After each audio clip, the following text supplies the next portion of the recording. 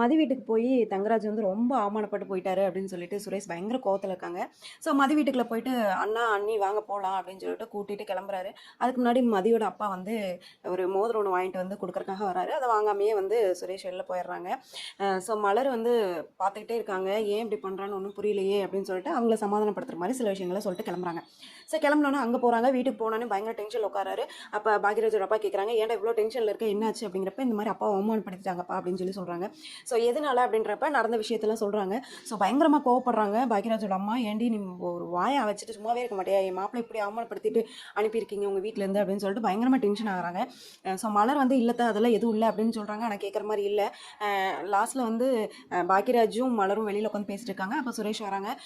வந்து அப்போ மலர் சொல்கிறாங்க, என்னை மாதிரியே எல்லாம் இருப்பாங்களா சொல்ல. அவள் தங்கச்சியை சொல்கிறப்ப அவளுக்கு கோவம் வருமா வராதா, அதாவது அவள் என்னமோ பண்ணிட்டு போகிறா அப்படிங்கிற. இல்லை இல்லை நீ வந்து இப்படி கண்டிஷன் பண்ணி வைக்கணும், அப்போ தான் பயம் இருக்கும் அப்படின்னு சொல்லி சொல்கிறாங்க. இருக்குதுடா ஒரு நியாயம் இருக்குல்ல, அதை எப்படி சொல்லணுமோ அப்படி தானே சொல்லணும் அப்படின்றாங்க.